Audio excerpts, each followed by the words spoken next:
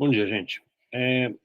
A gente, o projeto de ensino que tenta preparar os estudantes de design, né, e às vezes de arte e outras áreas criativas para trabalhar com programação, né, nesse projeto, né, a gente identificou que dos elementos mais importantes para trabalho criativo, programação, hoje, é relacionado com a construção de SVG.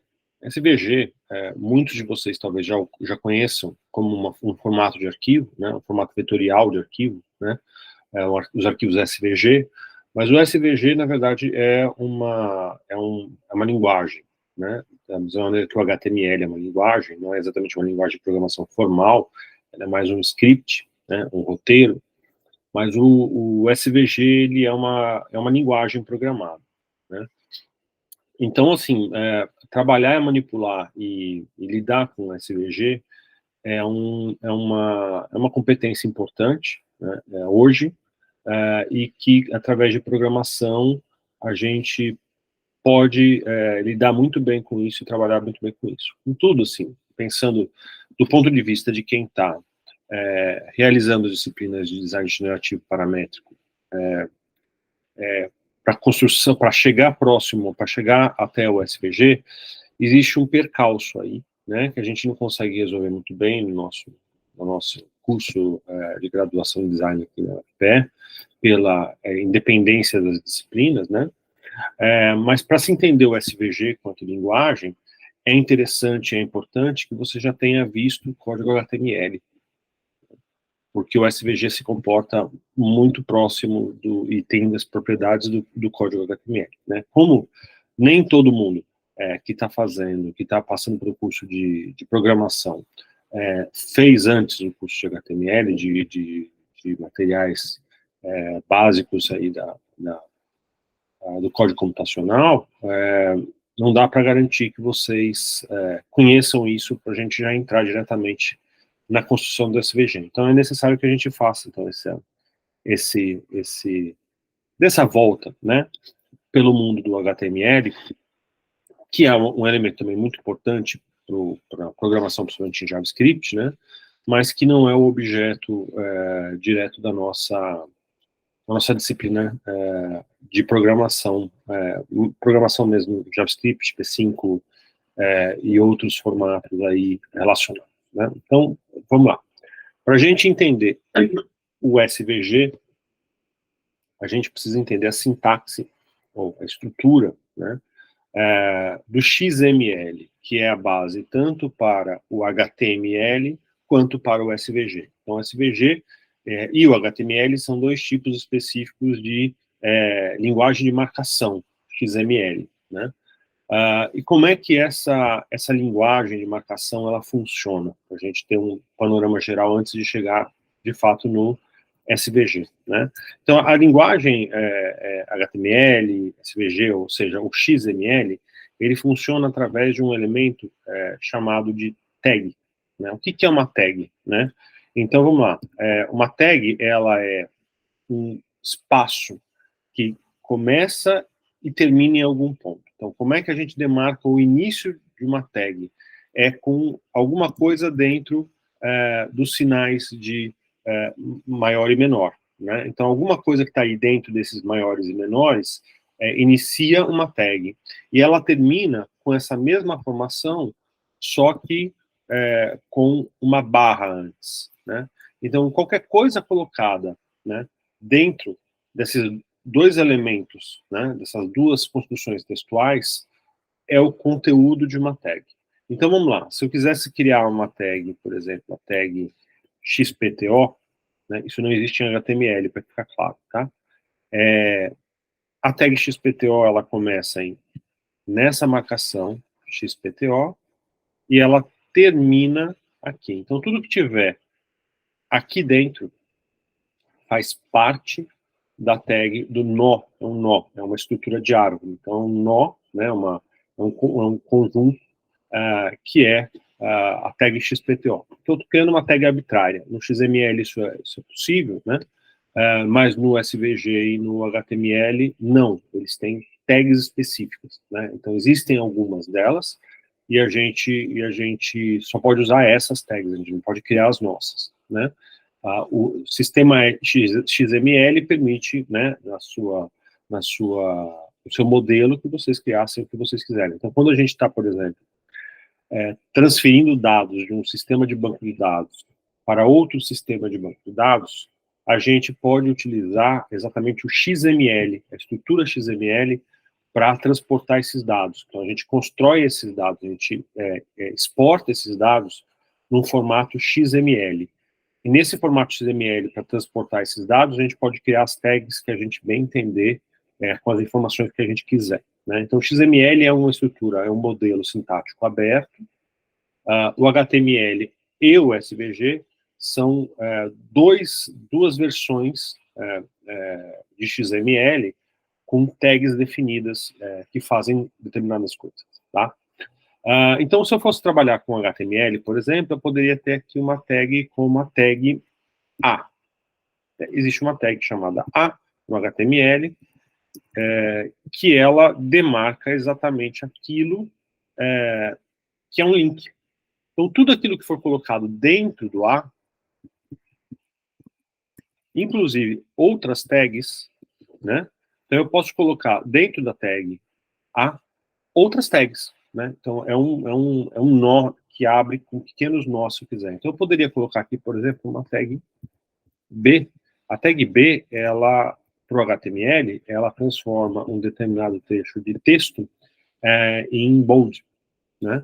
Então, olha aí, isso aqui é um link, né? Então, tudo que tiver aqui dentro, eu posso colocar blocos, eu posso colocar imagens, eu posso colocar o que eu quiser aí dentro, vira um link. Por enquanto, não tem um link formal, porque eu não tenho para onde ele está direcionado. Mas isso passa a ser um link dentro do código HTML. Então, as tags HTML são essa estrutura, né? Que você abre e fecha, que você pode começar em um ponto, terminar em outro, isso não faz diferença nenhuma, né? Espaços em branco não fazem diferença, pular linhas não fazem diferença, né? Então, aqui nós temos uma tag A, que se inicia e termina aqui, e uma tag B dentro dela, que se inicia aqui e termina aqui. Então, as tags, elas têm conteúdo. Este é o conteúdo da tag A, aqui, né? E este é o conteúdo da tag B, até aqui. Né? Além de conteúdos, cada tag poder ter os próprios conteúdos, uns dentro dos outros, né? Ou em paralelo, eu poderia ter outra tag A, né? Aqui, paralela a essa, então eu tenho uma tag A aqui, outro link, né? Então, este é um link e este é outro link, né? Eles estão todos colocados um depois do outro, que eles não pulam linhas. Então, pular linha não tem nenhum efeito, né, no código HTML. Para a gente pular linha, a gente precisa de uma tag, que é a tag BR, né? A tag BR, ela faz as linhas serem puladas. Um detalhe técnico aqui importante, né? Eu falei para vocês que a tag inicia e termina, e vocês estão vendo aqui que a tag BR não termina, né? Talvez a maneira mais correta de registrar a tag BR deveria ser essa aqui, né? Ela deveria ser uma tag que abre e se encerra em si mesma, né?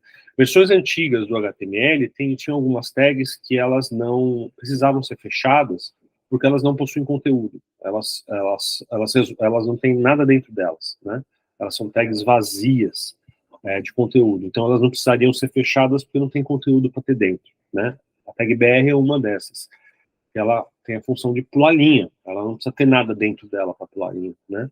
Então, assim, acabou ficando que essas tags permanecem existindo, mas elas são um tanto quanto inconsistentes com a estrutura do código HTML, né? Então, assim, algumas versões do código HTML pedem que elas tenham esse fechamento ao final para dizer, olha, é uma tag que se abre e se encerra nela mesma, né? Isso também vai acontecer com algumas tags no SVG, né? No caso do SVG, a gente de fato vai colocar essa barra no final para dizer que deveria existir um /BR, né? Mas como ele não existe, a gente fecha ela nela mesma, tá? Mas a gente não precisa se preocupar tanto com isso nesse momento. Tá? Só entender que existem algumas tags, principalmente no HTML, que elas não são fechadas porque não há necessidade de elas serem fechadas, e elas funcionam assim mesmo, tá? É estranho, mas é isso. Então a gente tem um link aqui, outro link aqui, eles são paralelos uns aos outros, eles estão pulando a linha porque existe uma tag BR. Mas além do conteúdo de uma tag, as tags também possuem propriedades, né? Então são atributos que elas recebem e guardam dentro do navegador, né? Por exemplo, a tag A, que é uma tag para criar um link, ela possui um atributo chamado href. Então você coloca o atributo na própria tag, né? href igual, o atributo que é específico, um termo específico, e entre aspas duplas ou simples, podem ser aspas simples também, tanto faz, você vai colocar o conteúdo deste atributo. Então eu estou atribuindo a uma espécie de uma variável da tag A, particular da tag A, alguma informação. No caso, o atributo href, ele diz respeito a para onde que, para que site, para que endereço, para que URL, este link deve apontar. Ele deve encaminhar para onde. Então, se eu colocar aqui https://www.hanoia.com, significa que, ao clicar nesse link, eu vou ser encaminhado para o site, para o meu site, né, hanoia.com. Né? Então, esse atributo é da tag A. Não são todas as tags que têm o atributo href. Então, cada uma das tags dentro do código HTML tem alguns atributos possíveis. Outro atributo possível para a tag A é o atributo target, né? Que diz aonde que este link deve ser aberto. Quando eu coloco aqui target sublinhado blank, eu estou indicando para o navegador que este link tem que ser aberto em uma nova janela, não na mesma. Se eu tirar esse atributo, se eu tirar essa informação, essa variável do tag A, ao clicar neste link, ele vai abrir nessa própria janela, ele vai abrir aqui em cima deste conteúdo. Tá? Então, a propriedade target me diz aonde, né, podia ser self, que aí eu estou forçando, dizendo claramente, é na própria janela mesmo, pode substituir o conteúdo com o conteúdo desse novo site, né? Ou blank, que eu estou informando que abre uma janela nova, uma aba nova no navegador para colocar esse conteúdo, né? Então, essas são variáveis, né? São propriedades, né? Que as tags podem receber. Existem inúmeras propriedades que uma tag pode receber, tá? E cada tag, no HTML especificamente, no SVG especificamente, cada tag tem as suas próprias propriedades disponíveis que a gente pode ajustar, modificar, alterar e deixar do jeito que a gente quer. Então, isso aqui é para a gente entender, né, a sintaxe, mas a estrutura de um código SVG, HTML ou XML, de maneira geral. Tá? Eles são estruturados desta forma. Um dado importante, né? Então, por exemplo, se eu tiver aqui uma tag B aberta, né? Dentro da tag A, então ela está dentro, a tag B, ela foi aberta dentro da tag A. Esta tag B, ela não pode ser fechada depois da tag A, porque ela é parte do conteúdo da tag A. Então, toda vez que eu abro alguma coisa dentro de uma tag, isso que foi aberto tem que ser fechado dentro desta própria tag. Então, eu não posso ter esse tipo de situação, porque isso daqui, para o navegador, ele não sabe se a tag B foi iniciada erroneamente dentro da tag A, e ela deveria, na verdade, estar fora, ou se ela foi fechada erroneamente fora da tag A e ela deveria estar dentro. Então, essa situação, ela é ambígua para o navegador, ela não faz sentido, né? Não faz sentido uma tag ser aberta dentro de outra, mas ela não está fechada, porque se ela foi aberta dentro de outra, ela é parte do conteúdo daquela. Então, tudo que você tem como conteúdo tem que se resolver dentro da própria tag onde ela foi inserida, né? E essa ambiguidade acaba sendo resolvida pelo navegador de alguma das duas formas que eu indiquei. Pode ser que o navegador resolva colocar a tag B inteira dentro da tag A ou inteira fora, né? É o navegador que vai decidir como ele vai resolver essa situação, que está, na verdade, isso é um problema de código, o código está errado, é um erro de código, e aí o navegador vai tentar encontrar uma alternativa dele, ele vai avaliar e colocar do jeito que ele achar adequado, né? Agora, isso significa principalmente um problema porque você deixa de ter controle do que você está fazendo. É o navegador que vai encontrar uma saída e que vai decidir como proceder a respeito. Então, você perde o controle do seu código. O navegador é um ambiente complicado, porque ao invés dele simplesmente dar um erro e parar e falar não faço mais nada, ele tenta resolver, né? E aí ele vai tentar resolver modificando aquilo que você elaborou, né?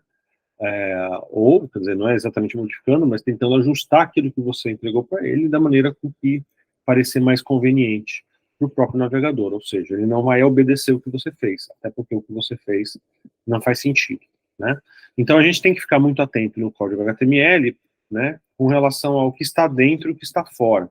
Para esse tipo de situação, a gente geralmente usa indentação para entender, né, justamente que isso daqui está dentro disso. Então, para quem vem da programação JavaScript, né, para quem já trabalhou com programação JavaScript, ou Processing, ou qualquer outra linguagem de programação de maneira geral, isso é muito parecido com o que a gente costuma colocar enquanto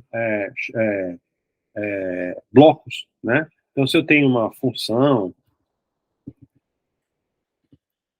né, ela é definida dentro de um bloco e eu posso ter alguma outra coisa aqui dentro, né, que também tem um outro bloco, né? Então, eu não posso fechar esse bloco dessa condicional fora do bloco, né? Isso nem vai funcionar, até porque o bloco vai se fechar aqui, né? Mas eu não posso fechar este bloco fora deste outro bloco. Ele faz parte do escopo dessa função, por exemplo, né? Então, as tags HTML, elas funcionam mais ou menos, elas na verdade são blocos de conteúdo, né? Então, elas de fato funcionam muito próximas das definições de bloco nas linguagens de programação. Então, eu tenho, basicamente, é dizer que eu tenho um bloco aqui, e tem coisas que são do escopo desse bloco, que estão dentro dele. Eu tenho um outro bloco aqui que tem coisas, textos, links, tags, propriedades, uma série de outras coisas que estão sendo colocadas aqui dentro deste outro bloco. Bom, o código HTML é muito importante de qualquer maneira para quem trabalha com programação JavaScript, né? Porque todo tipo de conteúdo dentro do navegador vai ser estruturado pelo código HTML. Então, o código HTML é a nossa embalagem, né? Ele embala todos os conteúdos do navegador, inclusive a programação. Então, quando você faz uma programação de JavaScript que está rodando dentro de um navegador, essa programação, na verdade, ela está rodando dentro de um código HTML, né, que está dentro do navegador. Então, o código HTML, ele abarca, ele guarda, né, o código JavaScript, né, que atua justamente sobre os elementos do HTML ali, manipulando o que está na tela, né, processando coisas e por aí vai.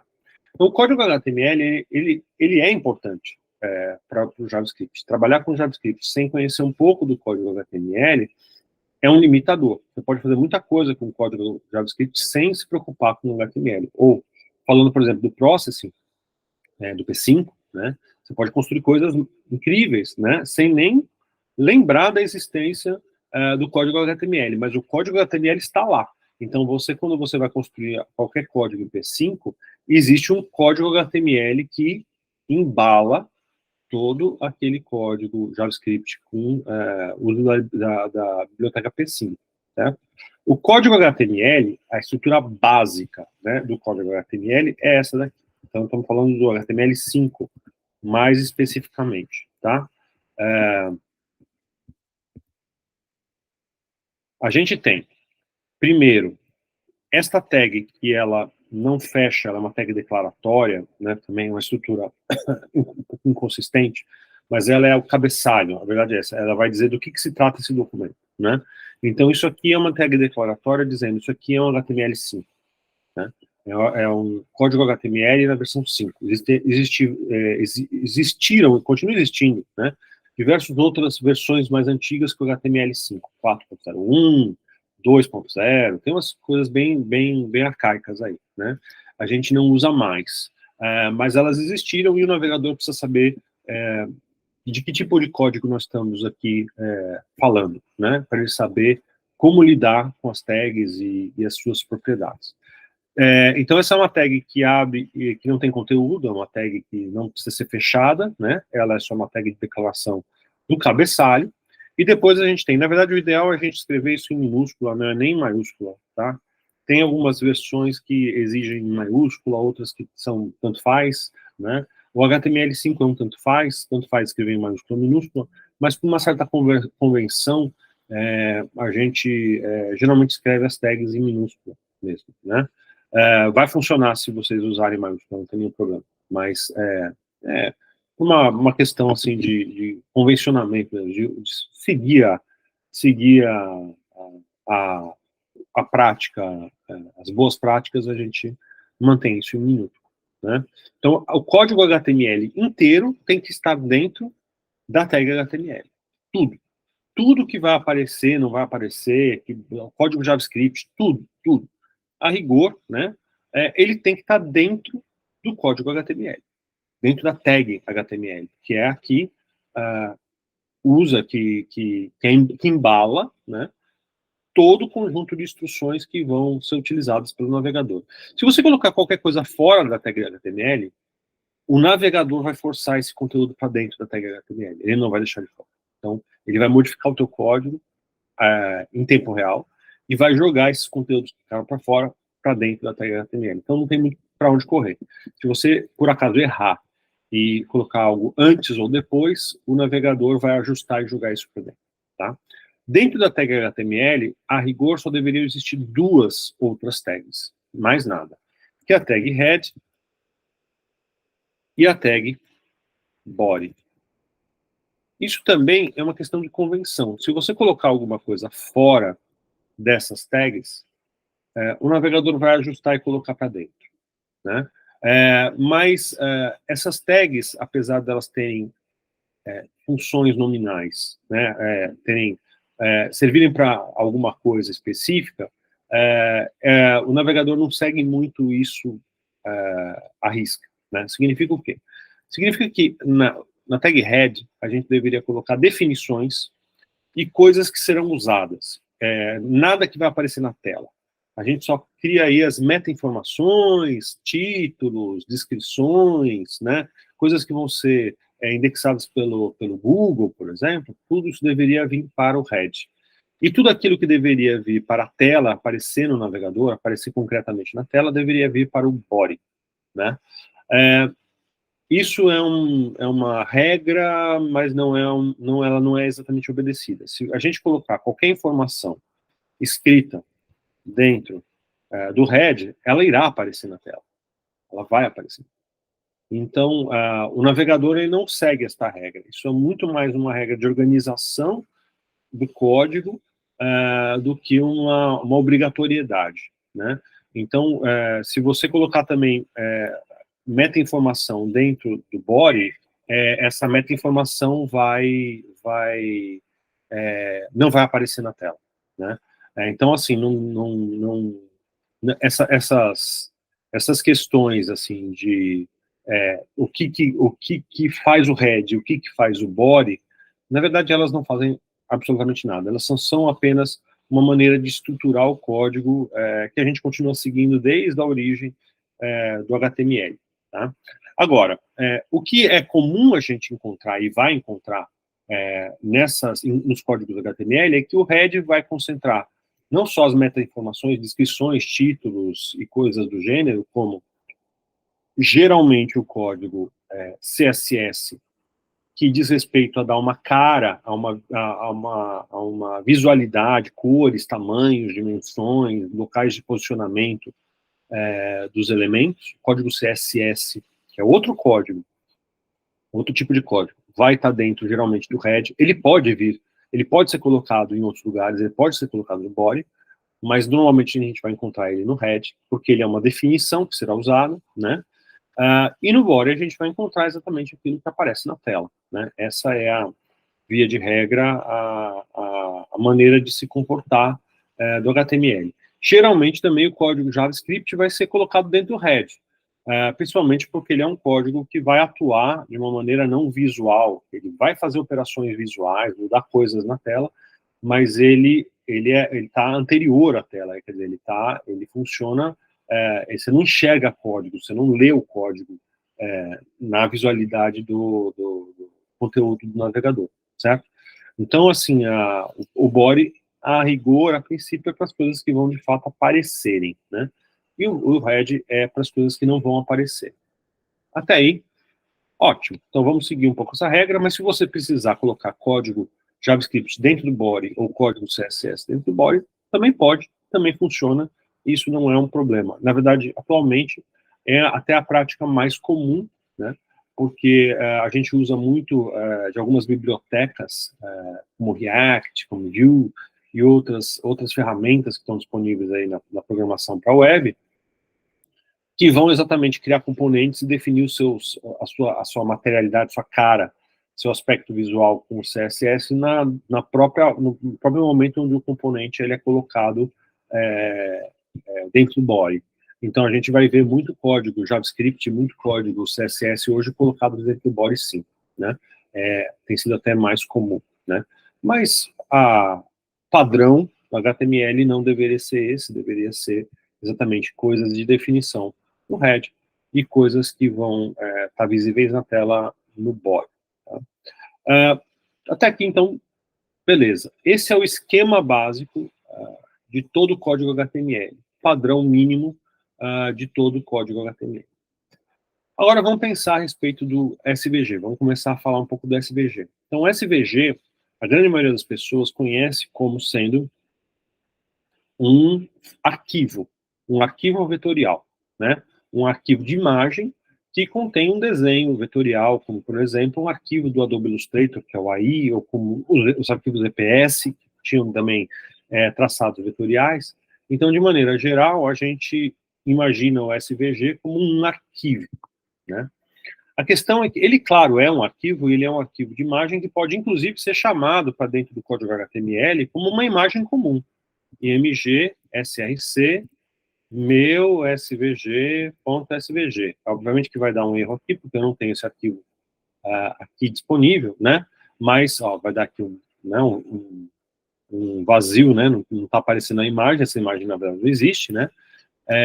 Mas o que significa isso? Significa que eu estou chamando aqui, eu estou colocando para dentro do meu código HTML uma imagem, um arquivo externo de imagem. E o SVG é um arquivo que o navegador lê e aceita e mostra na tela normalmente, tranquilamente. Agora, este arquivo SVG, né, ele, na verdade, é apenas um código muito parecido com o código HTML que a gente está vendo aqui. E para o navegador, a gente pode utilizar o SVG tanto como um arquivo externo colocado aí dentro, como literalmente digitar o código SVG como parte das tags HTML. Tá? E é isso que a gente vai ver aqui, né? Então, para eu criar uma imagem vetorial, né, eu posso simplesmente, aqui no navegador, criar uma tag SVG e colocar dentro dessa tag SVG exatamente aquilo que eu quero que ele construa graficamente. Tá? Então, como é que é a tag SVG? A tag SVG, como qualquer outra tag, é isso daqui.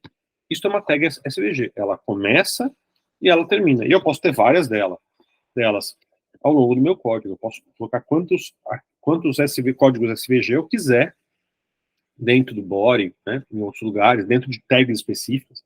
Então, eu posso criar uma tag aqui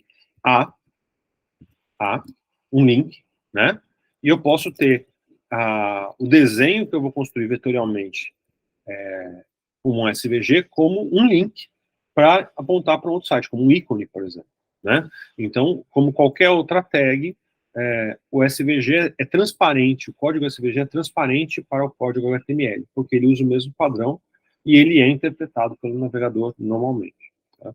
Então, o que acontece aqui? Isso daqui define um campo de desenho vetorial dentro da tela do navegador. Né? Eu não defini muito os parâmetros, né, os atributos desse campo que eu preciso fazer para delimitar exatamente qual o tamanho dele, qual, né, até onde ele vai, né, uma série de questões, qual a proporção que eu estou usando, quais são as medidas, o sistema de medidas que eu estou usando, né. Então, para fazer isso, eu uso algumas propriedades aplicadas na tag SVG. Então, eu venho aqui na abertura da tag, e as propriedades que eu preciso, assim, mínimas para começar a trabalhar são o tamanho horizontal do meu SVG. Então, aqui eu vou falar que esse SVG tem 300 pixels de largura, a altura, height. Também vou falar que ele tem, sei lá, 400 pixels de altura, certo? Então, ele é 300 por 400, é um bloco quadrado de 300 por 400, só que eu tenho que dar exatamente qual é o sistema métrico cartesiano que eu estou usando dentro dessa dimensão física, né? Então, eu tenho uma dimensão física de 300 por 400 pixels, mas isso em pontos vetoriais significa quantos? 1000 pontos? 2000 pontos? 2000 por 1000, ou 2000 por 3000? 200 pontos por 300? Ou 300 por 400 mesmo? Literalmente, cada pixel é uma coordenada dentro do meu sistema cartesiano, né? Então, eu vou virar aqui e falar para o meu SVG que o sistema que ele vai usar, viewbox, acho que box é igual a, né? Então, eu vou aqui usar 30 por 40, 0, ele começa em 0, 0, e vai até 30 por 40, né? Viewbox, eu acho que é isso, viewbox ou viewport? Acho que é viewbox. Se eu tiver errado, ele não vai gerar, eu vejo qual que é a propriedade certa para definir o sistema métrico. E aí, dentro do meu SVG, dentro dele, eu vou colocar tags que vão desenhar coisas, como linhas, quadrados, círculos, o que eu quiser. Então, por exemplo, rect x, posição inicial 2, y, posição inicial em y 3, width é igual a 10, não 19, e height é igual a 20, por exemplo, né? E qual a cor de preenchimento? Fill é igual a black, por exemplo. Então, eu vou fazer um quadrado preto. Olha aí, um quadrado preto, ali desenhado no meu sistema cartesiano, aí, definido dentro do meu SVG. Né? Ó, reparem aqui o barra, porque rect é uma tag que não tem conteúdo dentro dela, não tem texto, não tem nada ali dentro dela, não pode ter outros rects dentro de um rect, ou outros elementos gráficos dentro de um rect, né? Então, é uma tag que se fecha em si mesma. No caso do SVG, a gente usa o barra no final mesmo, a gente não deixa em aberto, não, a gente fecha, tá? Então, o SVG utiliza como parâmetro, no caso de tags que não tem barra alguma coisa depois, colocar essa barra no final para fechar. Não deixem de fechar, porque vai dar, no caso do SVG, vai dar erro de interpretação. Tá? Por exemplo, se eu quiser fazer um background, né, para o SVG inteiro, 100% dele, começando do 0, 0, indo até o 30 por 40. Então, eu posso vir aqui e colocar aqui rect, x é igual a 0, y é igual a 0, né, width é igual a 30, height é igual a 40, e fill é igual a add, por exemplo. Né? Então, vai ter um fundo vermelho e vai ter um quadrado preto ali desenhado sobre isso. Então, a ordem dos elementos que eu estou colocando dentro da tag SVG, né, a ordem dos elementos que eu estou colocando aqui dentro, ó, esse, depois desse, né, é exatamente a ordem em que o navegador vai executar essas instruções. O SVG que a gente usa no Illustrator, no Figma, em qualquer outro que gera um arquivo, na verdade, é exatamente isso daqui, ó. Se você abrir o documento SVG dentro de um editor de código, você vai encontrar precisamente isso daqui. Você vai encontrar este código lá dentro. Se você desenhar for no Figma e desenhar um SVG assim, quando você abrir isso dentro de um editor de código, você vai ver exatamente este código escrito como arquivo SVG. Então, você pode pegar esse código que está aqui, exatamente isso daqui, e salvar isso como um arquivo SVG e abrir no Figma, ou abrir no Illustrator. Eles vão abrir exatamente esse desenho que vocês estão vendo aqui. Então, o que acontece? O navegador, ele é um interpretador de código SVG nativo. Ele vai pegar o código SVG, seja no formato de um arquivo externo, seja através do código digitado, e ele vai trabalhar com essas instruções para gerar, né, a imagem vetorial. Né? Se eu virar aqui e colocar, por exemplo, 600 por 800, então meu campo vetorial, meu sistema cartesiano aumentou muito, né? Ele era 30 por 40, ele aumentou aí 20 vezes, né?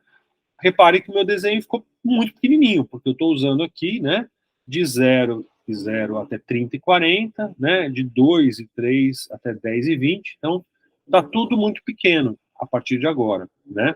Mas eu posso vir aqui, por exemplo, e falar, então, agora, esse background aqui, vermelho, vai até 800 aqui, né? E aqui vai até 600, que ele vai preencher o espaço inteiro, que não mudou, continua sendo 300 pixels por 400 pixels. Tá? E eu posso vir aqui também agora e falar, ó, então começa aqui em 10, começa aqui em 30, e vai aqui a 60 e 20, por exemplo, vai desenhar um quadradinho preto ali em cima, e por aí vai.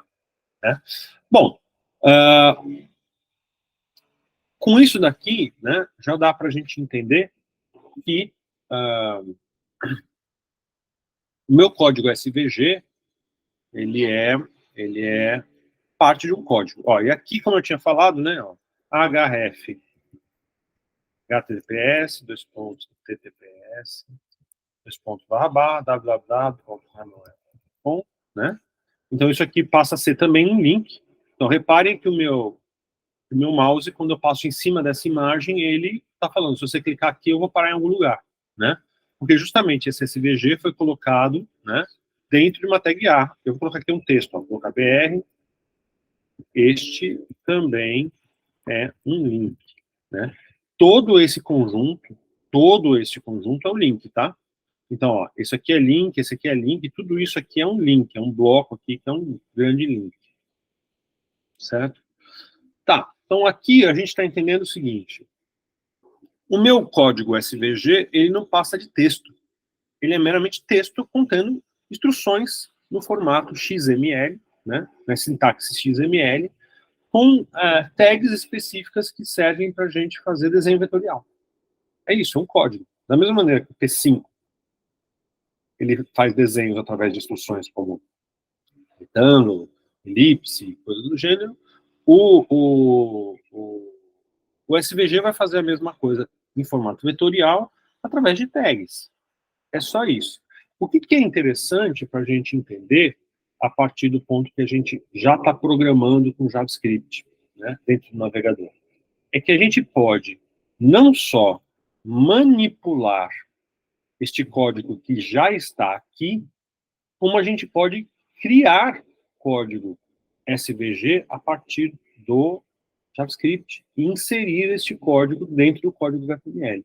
Então, você pode modificar uma propriedade, uma característica, um elemento do SVG pelo JavaScript, como você pode, no JavaScript, construir um código SVG e colocar esse código, mandar colocar esse código dentro do teu código HTML. Então, vamos ver esses dois exemplos rapidamente. Né? Então, eu vou identificar aqui, por exemplo, que esse SVG tem um ID, uma propriedade, né, chamada meu SVG. Estou dando um nome para ele. Então, um nome, uma identificação, meu SVG. E logo aqui embaixo, eu vou fazer o seguinte, eu vou vir aqui, eu vou abrir a tag script, que é para colocar o código JavaScript dentro do HTML. Vejam que eu não estou colocando ele no head, estou colocando ele fora do head. Depois que o meu SVG já existe, porque se eu fosse executar isso que eu vou executar aqui antes o SVG ainda não tinha sido criado, então ele não ia encontrar o tal do meu SVG para fazer alguma coisa, né? Eu coloco o código JavaScript antes, se eu estou preparando funções ou coisas, deixando as coisas já estruturadas, para depois executar em algum momento. Como aqui eu já vou executar diretamente, eu primeiro preciso que o código SVG exista, né? E o ID, meu SVG, exista. Então, o que eu vou fazer aqui? Eu vou virar aqui e falar o seguinte, olha, document, get element by ID, meu SVG, ou seja, eu estou vindo aqui no código HTML, pelo JavaScript, eu estou vindo no código HTML e falando, eu quero lidar, mexer com este cara aqui, ó. Eu quero pegar esse cara aqui e quero trabalhar com ele. Então, eu estou capturando ele com essa instrução. E aqui eu vou falar o seguinte, ó. Inner HTML, o conteúdo desta tag, que eu capturei aqui, o conteúdo desta tag vai ser outro. Eu vou redefinir o conteúdo dessa tag. Então, eu vou redefinir o que tem aqui dentro. Tudo que tem aqui dentro eu vou alterar. E eu vou colocar, então, é igual a, né? Venho aqui e coloco o seguinte. Vou colocar com aspas simples, para não confundir com as próprias aspas do rect. X é igual a 200, y é igual a 100, width é igual a 400, height é igual a 400, fill é igual a yellow. Então, e fecho. O que eu estou fazendo aqui? Eu estou falando para ele o seguinte, eu defini o meu SVG, defini, estava lá, estava tudo bem. Estava com este conteúdo, estava aparecendo aquela coisa vermelha com coisa preta, mas na hora que eu chego aqui, na hora de executar esse código JavaScript, eu estou falando assim, pegue aquela tag, né, que tem um ID chamado meu SVG, e apague o conteúdo dela, zere o conteúdo dela e substitua com este código aqui. Então, o que eu estou fazendo? Eu estou simplesmente modificando o conteúdo de um código HTML que já estava definido aqui através do JavaScript e reinserindo, modificando. Se eu quisesse pegar alguma propriedade, por exemplo, pegar um desses retângulos, colocar aqui um ID, em vez de fazer essa substituição completa do código, quisesse pegar e modificar essa posição inicial do quadradinho preto para lá e para cá, eu poderia fazer uma animação, mandar fazer ele andar, não tem nenhum problema. Você pode modificar as propriedades dos elementos através do JavaScript. Outra coisa que eu poderia fazer, então, é o seguinte, eu posso vir aqui, ó, vou criar aqui, né, um div é uma tag HTML, ID, XPTO. E não tem nada, nenhum conteúdo nesse XPTO. Eu posso vir aqui e posso falar o seguinte, ó. Document get element by ID XPTO. Eu estou capturando esse cara aqui, falando assim, ó, vou mexer nesse cara aqui, né? Inner HTML é igual. E aí eu vou colocar o que aqui dentro do meu div. Eu vou colocar o seguinte, ó, SVG, né? Estou criando uma tag SVG nova. SVG, width é igual a 50, height é igual a 50, view box é igual a 0, 0, 100, 100, né? Barra SVG, já para, né, garantir que não vai ter erro, né? E posso colocar aqui, rect, x é igual a 10, y é igual a 10, width é igual a 80, height é igual a 80, fill é igual, eu vou colocar em stroke. Stroke é igual a black. E aqui. Ou seja, stroke black, não coloquei fill. Fill red. Talvez ele precise colocar precisa definir aqui, ó. Definir como transparente, se eu quiser só colocar o transparente. Só o stroke. Tá ali, ó. Desenhei um quadradinho, desenhei a borda do quadrado num SVG de 50 por 50, logo abaixo, né? Ó, posso colocar aqui até uns BRs para ficar mais fácil de entender, ó. Aqui, ó. Então, logo abaixo, dentro da div XPTO, eu inseri um código completo SVG. Eu não modifiquei o conteúdo do SVG, eu coloquei um novo SVG. Eu poderia, inclusive, colocar aqui, ó, ID outro, porque se eu quiser, depois, por programação também, da mesma forma que eu fiz aqui, né, alterar este código SVG que eu criei por programação, eu também posso. Eu posso vir depois e modificar esse código. Posso vir aqui e colocar um outro elemento dentro dele, por exemplo, modificar o conteúdo dele. Então, o que acontece? Por que a gente precisa entender um pouco da sintaxe do HTML e da sintaxe do SVG estudando JavaScript quando eu quero lidar com o código SVG? Porque muito do que a gente vai fazer no JavaScript hoje, lidando com elementos gráficos vetoriais, é construir códigos SVG. A gente vai construir ou alterar códigos SVG que já estão na tela, né? Então, você tem uma página HTML, onde você tem algumas imagens construídas, gráficos, né, elementos visuais, alguma coisa assim, e através do código JavaScript, você vai ou modificar esses elementos, ou vai construir novos elementos e colocar ali na tela. Então, por exemplo, hoje a gente fala muito de visualização de dados. Como é que a visualização de dados é feita? Então, você tem um código HTML, um código JavaScript, que constrói um SVG através de programação, através de captura de dados, né, processamento de dados, ele processa, ele desenha um SVG com código, ele constrói o código. E aí ele vai lá e joga esse código para dentro de algum div, de algum elemento HTML, para que ele seja exibido na tela. Então é isso que a gente faz muito com o código SVG hoje, através do JavaScript.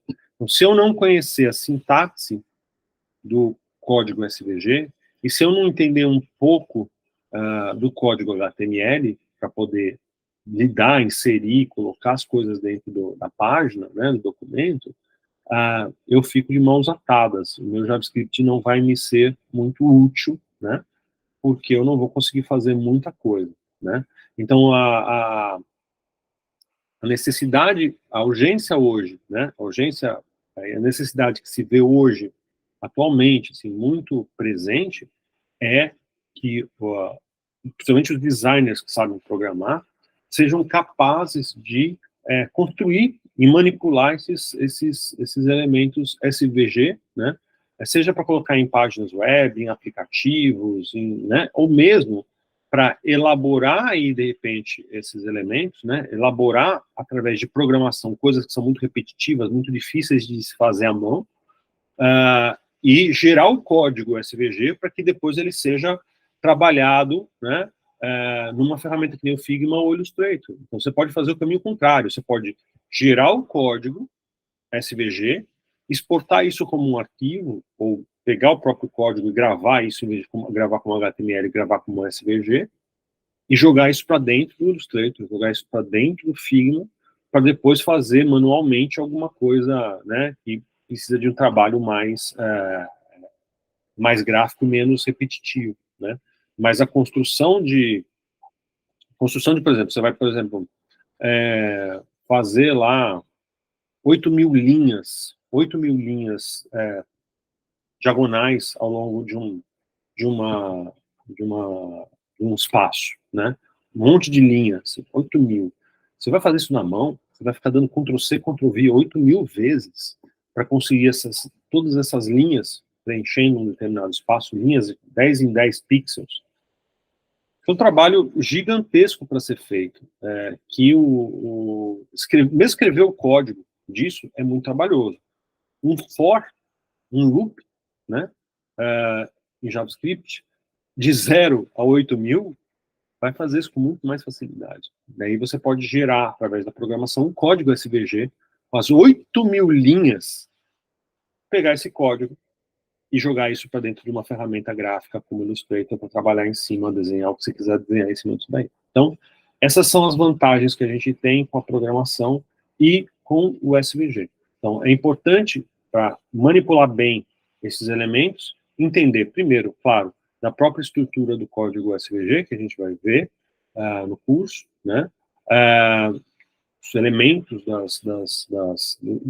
das tags do SVG, que você pode usar e pode construir através de programação, e entender um pouquinho aí do código HTML para entender o que o código HTML, né, tem, como por exemplo o CSS e outras coisas, que também podem interferir no SVG, que podem também, são transparentes com o SVG e podem ser utilizados. Então, às vezes fica mais fácil você estabelecer cor dos elementos através do CSS e não da tag stroke ou da tag fill, né? Aqui a gente colocou, por exemplo, stroke black, né? Mas isso poderia ser definido, por exemplo, através do CSS. O CSS tem uma vantagem que você, de repente, passar com o mouse por cima, ele troca a cor. Ele tem esses recursos. Você não precisa fazer isso com programação, que seria complicado no caso, né? Então, tem uma série de coisas dentro do código HTML que nos permitem lidar também com o SVG que podem ser muito úteis, né? Então, esse conhecimento, né, mínimo que a gente está trabalhando aqui é para a gente iniciar um pouco com a programação em cima de código SVG, mas o aprofundamento do código HTML, das propriedades, da maneira com que o HTML funciona, são também questões importantes que a gente não tem como abordar ao longo do curso de JavaScript, né? Mas que são conhecimentos importantes que vão ser úteis e vão ser necessários para não só para lidar com SVG, como para lidar com programação para web e outras coisas, tá? Então aqui é só uma introdução rápida da relação que a gente tem entre o SVG, o HTML e o JavaScript, né? Hoje em dia, programação web gira em torno de 4 elementos. É o código HTML, é o código CSS, é o código JavaScript e o código SVG. A gente tem esses 4 elementos que precisam ser conhecidos, né, para que a gente programe bem, desenvolva coisas para a web.